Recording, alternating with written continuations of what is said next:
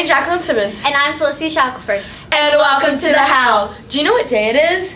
Friday? No, I mean what National Day it is. How am I supposed to know? Here's Macy with National Days.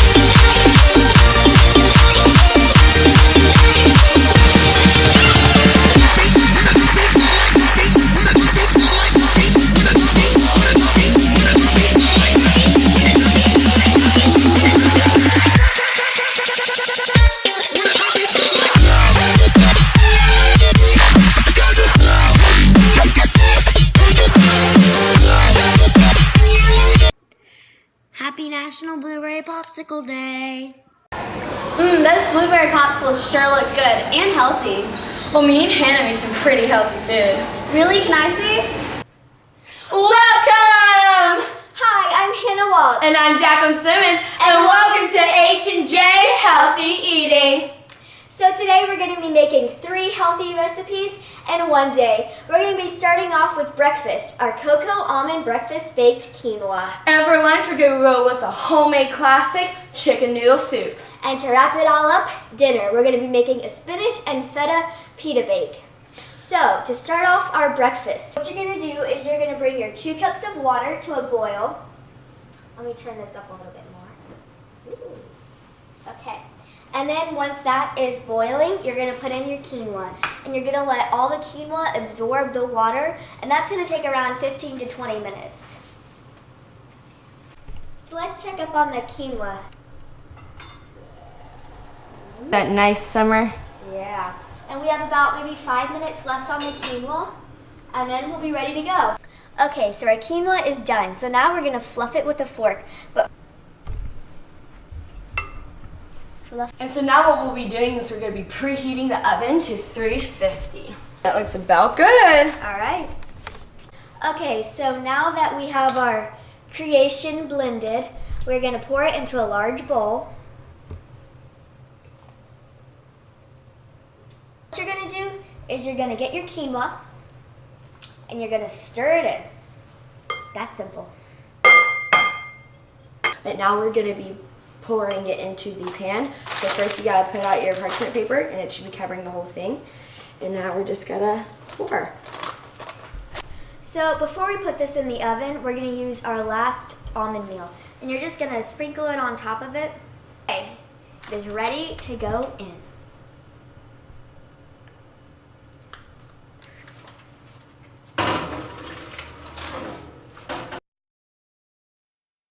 So what we're going to be doing now is making a nice homemade chicken noodle soup for lunch. You're going to be doing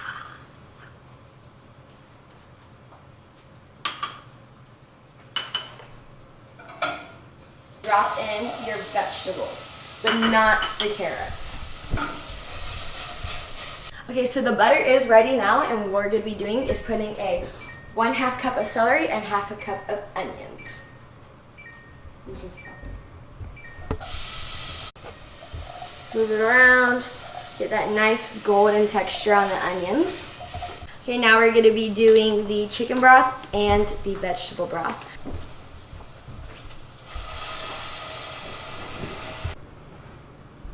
Oh, and you want that to be soaked up, so while you're also keeping adding more chicken in,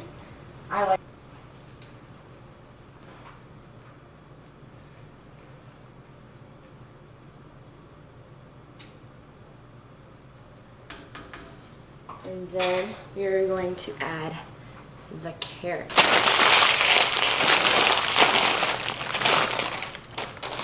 Okay, so here it is, the final. Let's get started. So to start, what we're gonna need is we are going to, we'll first preheat the oven to 350 degrees. That's the first thing to do.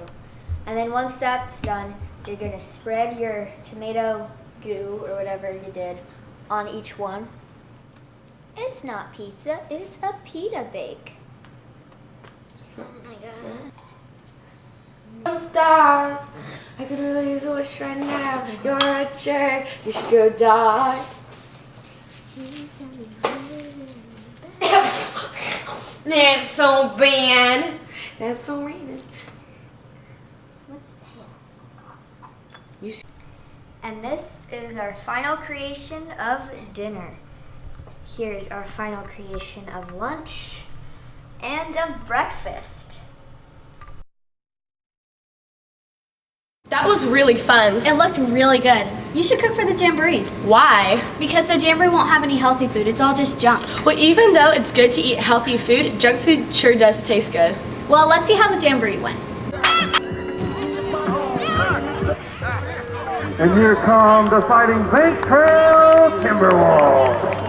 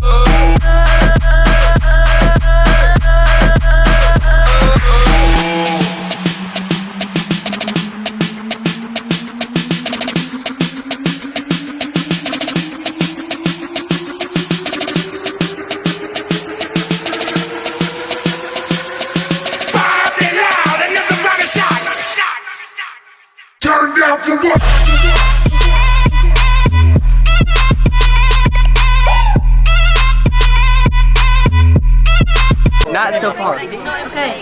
Do you think you're going to do well this season? I think we'll do pretty good. And how far do you think your team will advance? We'll probably make the playoffs. Not bad. Do you think your season's going to go well? Yeah, I feel like we have a great squad, and I feel like we have a chance to win it all.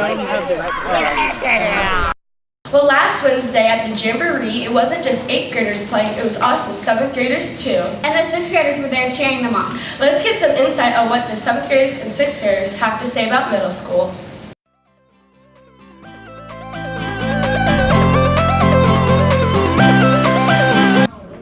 It's really fun and I have a lot of responsibility,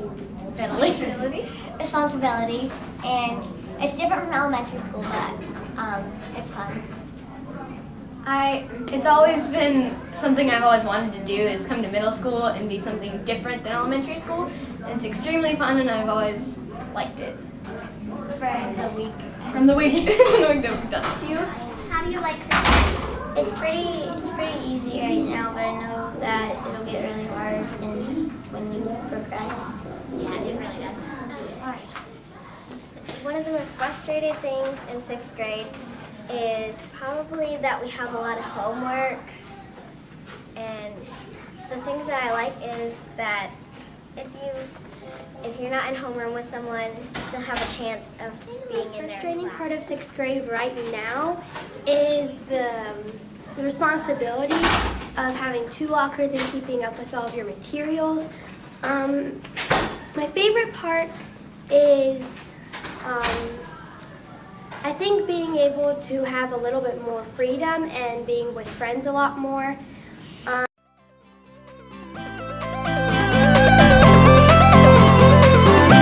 Will the lockers ever get less stressful? Because it's hard when you're first getting used to it, and then I'm bottom locker, so like people like books all means. Will ever get questions from 7th graders? Well, you have more homework when you are in 8th and 7th grade. One of my questions for 7th grade is there teams like Team 6-1, Team 16? And a question for 7th graders, do you get to choose your related arts?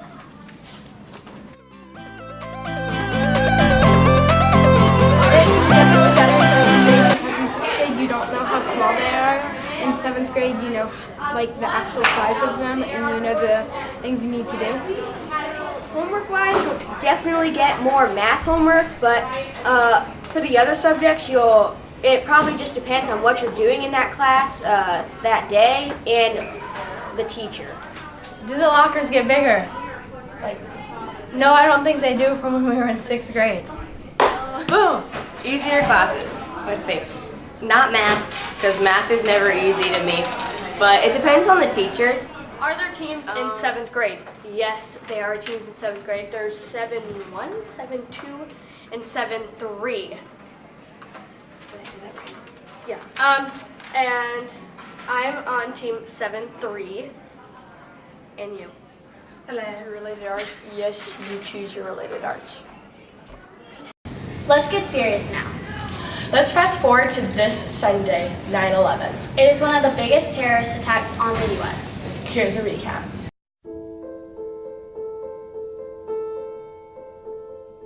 Ron, it's me. Just want to let you know I love you and the girls. Tell my mom to, we're going down to that Trade Center thing, the second plane. They just crashed into that building. So we're on our way down there. I love you. I'll talk to you later. Brian, a plane crashed into the Trade Center. It's on fire, and I'm in it. And I can't breathe. Tell everyone I love them. Sean, it's me. I just wanted to let you know I love you, and I'm stuck in this building in New York. There's lots of smoke, and I just wanted you to know that I love you always. Sean, there's a fire on my floor. I love you too. I love you. I don't know if I'm going to be okay, but I love you so much. Hey Mom, it's Brad. Just wanted to call and let you know, I'm sure that you heard that a plane crashed into World Trade Center 1. We're fine, we're in World Trade Center 2. I'm obviously alive and well over here, but obviously a pretty scary experience. I saw a guy fall out of probably the 91st story all the way down. I want to say how much I love you, and I will call you when I'm safe. Okay, Mom? Bye. Good evening. Today, our fellow citizens, our way of life, our very freedom came under attack in a series of deliberate and deadly terrorist acts. The victims were in airplanes or in their offices, secretaries, businessmen and women, military and federal workers, moms and dads, friends and neighbors. Thousands of lives were suddenly ended by evil, despicable acts of terror. The pictures of airplanes flying into buildings, fires burning, huge structures collapsing, have filled us with disbelief, terrible sadness, and a quiet, unyielding anger. Hi, baby. Baby, you have to listen to me carefully. I'm on a plane that's been hijacked. I'm on the plane. I'm calling from the plane. I want to tell you I love you. Please tell my children that I love them very much. And I'm so sorry, babe. I don't know what to say. There's 3 guys. They hijacked the plane. I'm trying to be calm. We're turned around, and I've heard that there's planes that's been flown into the World Trade Center. I hope to be able to see your face again, baby. I love you. Mommy lets me sleep in one of your t-shirts. For the children whose worlds have been shattered. For all whose sense of safety and security has been threatened. And I pray they will be comforted by a power greater than any of us, spoken through the ages in Psalm 23. Even though I walk through the valley of the shadow of death, I fear no evil. I really miss you, Daddy. For you are with me.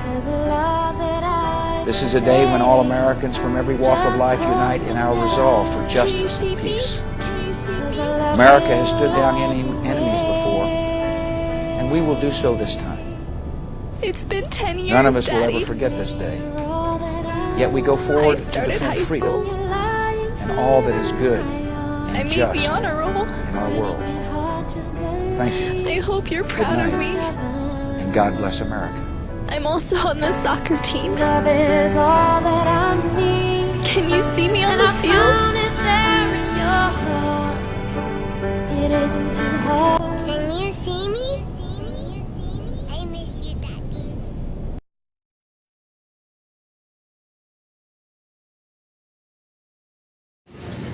Well, that's all that we have for today. Thanks for watching. Have a great week. Bye. Bye.